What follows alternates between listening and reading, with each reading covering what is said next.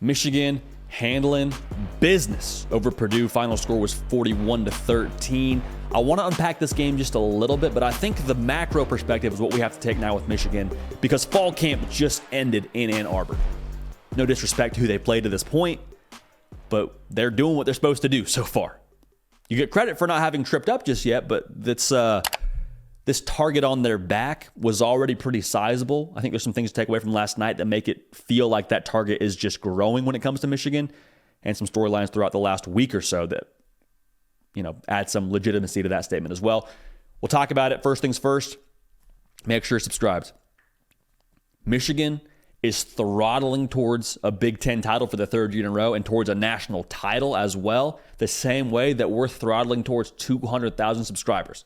Michigan fans, want y'all a part of it. Make sure you're dialed in right here. Make sure you're subscribed so you don't miss a minute of what we got going on over here. Also, follow me on Twitter and on Instagram at JD Piquel. Let me know how y'all are feeling about Michigan to this point in the year with the most important 3-game stretch of the season on the horizon for the Wolverines. Because last night, man, I think there's a lot to take away. And I mean, it feels like the new gear offensively just continues to prove like, hey, this exists. J.J. McCarthy, over 335 yards, 9.1 yards per attempt. We kept saying this all offseason long. Can they be more explosive? Can they have it in the pass game? Can J.J. McCarthy take that next step? J.J. McCarthy's taking that next step. The crucial thing now for me is that the weapons have also taken that next step. Roman Wilson has elevated his game. They've made him more of a focal point in the offense, it feels like. It feels like he's getting more targets, went over 100 yards last night. Like, he is their guy. He's the playmaker. He's the one they want to feed, and he is their wide receiver one for them. Now, the good news is for Michigan, they have other weapons as well that can take pressure off Roman Wilson. The utilization of the tight ends continues to put defenses in a bind. We've seen it multiple times this year. We saw it some last night. Colston Loveland is a chess piece. You can split him out. And whenever he gets man coverage, whether he's in line or whether he's split out, like I just said, in the slot, like, it's very, very difficult to match up with him from a size perspective. They'll just back shoulder you to death. And if you want to try and play zone, he'll work the middle of the field. Like, just another big target for J.J. McCarthy that's rounding into his own. And the run game is cooking like it was perceived to do. Last night was what it was, but I think over the course of the season, we see Michigan, like, the offense is doing what the offense is doing. Defensively, they're pros. Like, it's a group of professionals. They have 78% of that production back from last season, tons of experience. It's an adult defense. Will Johnson had an interception last night. He's a guy that's going to get a lot more buzz nationally now going forward because of the stages they're going to get. I think he's one of the best corners in the country. And I mean, if you don't think that, I don't know if you're watching Michigan closely enough, but the competition they're going to get here in November, that matchup against Marvin Harrison Jr. is going to be great. I can't wait for it. And will tell us a lot about him, Will Johnson, that is. And I think it's, again, going to be a pretty good litmus test for the rest of the country and a pretty good introduction to the country of Will Johnson and what he brings to the table. Chip on the shoulder and the target have both grown throughout the course of the season. And I think they're correlated to each other. And last night, like, we saw Purdue, even though it was Purdue and they got throttled and like they only scored 13 points, like, there was talk during the week about we got to have a new language now because of the sign stealing stuff from Ryan Walters, the Purdue head coach. It was like a flyby handshake for him and Jim Harbaugh at the end of the game. Ryan Walters had no interest in having a really good, hey, great game kind of handshake.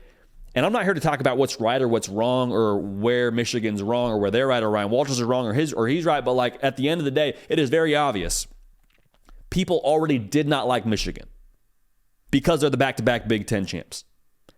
But they also don't like Michigan now, especially because they feel like the sign stealing stuff was against the rules. And I mean, if it's true, if it ends up being proven true without a shadow of a doubt and everything that's been going on behind the scenes is proved true, like, yeah, then it was against the rules. Then it was cheating.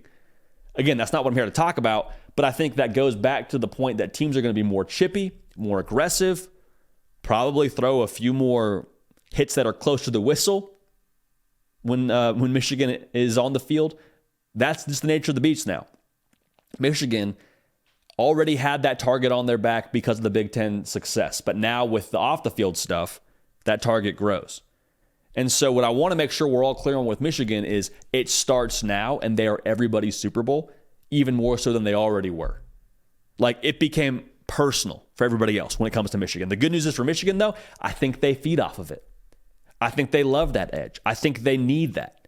And they have a certain internal standard. We'll talk about that here in a second, because I think when they had last year's success, it was trying to do it in spite of what people said during the offseason. Well, Ohio State's still the big dog. Well, yeah, you had success last year, but that was Caden McNamara. And J.J. McCarthy, he's new to this spot, and they got C.J. Stroud, and Michigan, once again, wins the Big Ten. Now, when you're not questioning the on-the-field product from Michigan, what do you question?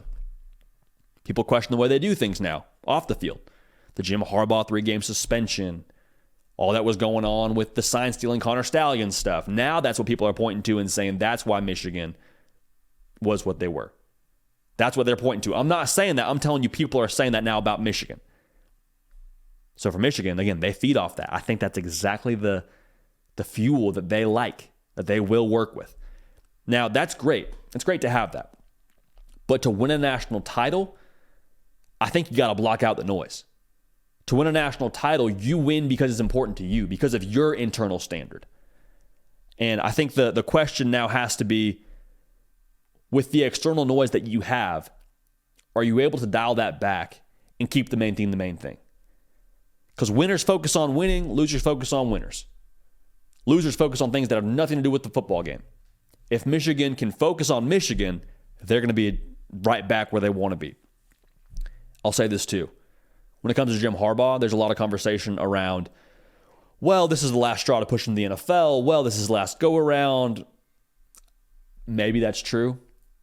That would make sense, to be honest with everybody. But also, Jim Harbaugh doesn't typically make a lot of sense.